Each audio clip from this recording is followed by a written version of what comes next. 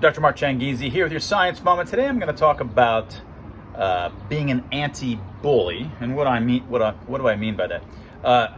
As a kid, I was what I would now describe an anti-bully. I would bully the bullies in a sort of elementary school, middle school, and ever since then I would still describe myself as an anti-bully.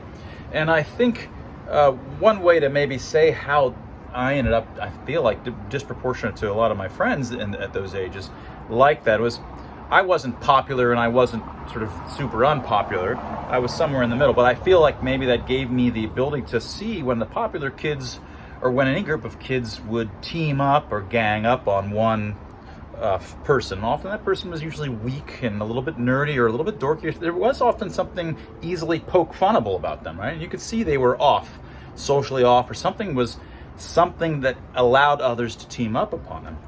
And so my attitude was, I just like, this is not right. You're ganging up on the weak, or often they could even be annoying, but you're ganging up on them, and that kind of behavior just feels so wrong. So I would always come out in defense, at least prima facie, I would come out in defense of the person once I see that they're being bullied. And I would often have to fight these really popular kids. I didn't want to fight them, but I just felt like you can't have this mob that's attacking this one weak individual. And I've always had that attitude, and a lot of people that I follow, and my greatest followers on Twitter, for example, are folks that I only got to know them because of cancellation attempts against them. So I followed them and started, looking at, are they even worthy of canceling? Why the heck were people doing this? And they've some of my best follows that I've done are those folks. But I think another angle on why it's important to defend the person being attacked and never presume the other way around that the crowd is right. Anytime you see anybody, even someone that you don't know, standing up to a crowd, in the absence of any other information, my reaction is to say, look, it takes a lot of guts to stand up to a crowd. Whatever it is that they're arguing for. Now, it could be that as you learn more, you realize, okay, they really are wrong or crazy or something like this.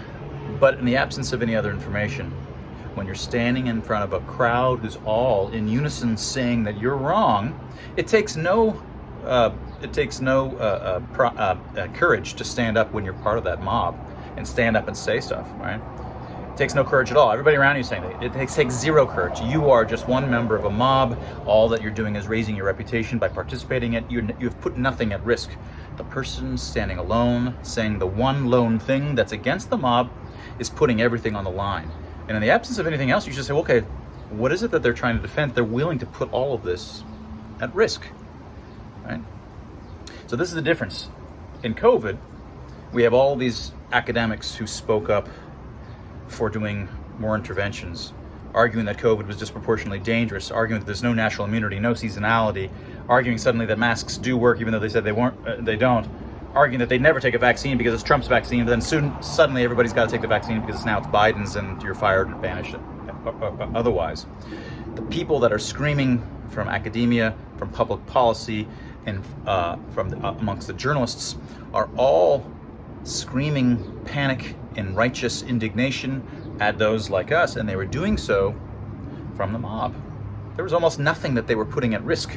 They were part of the mainstream mob, the mainstream group, picking on those that they thought were weak. Right? They didn't put anything at risk.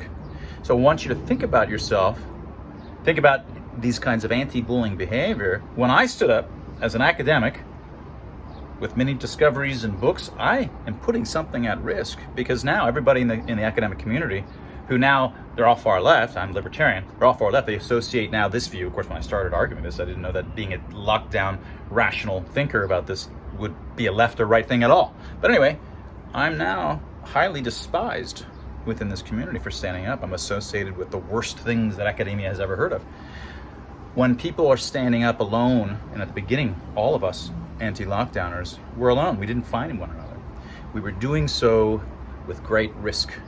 In fact, we've experienced great harm, personal harm, for most of us. So I think part of this is to describe the differences between some of us who argued against it versus those in academia or amongst the journalists and public policy folks who were just part of a mob and were screaming and put nothing at stake. There's a tremendous difference. In the absence of any other information, you should think to yourself, all right, I need to sit down and actually listen to what Changizi's saying, because he's risked something. He didn't have a big mob of people behind him. Why is he doing this? And it's that same kind of attitude that hopefully you had, and many of us had as children, to not let the mob go attack the one. That all that you're watching is typical human mob-like behavior, and anyone willing to stand up to it may have a good point. And that was your science moment. Don't forget to get yourself a copy of Expressly Human, which is in some sense all about these sorts of things, about why we evolved to have emotional expressions, how everything that we do, in fact, all of these science moments, I'm trying to convince you, I'm pushing in stake to try to get you to understand the world the way that I do. Get yourself a copy. Until next time.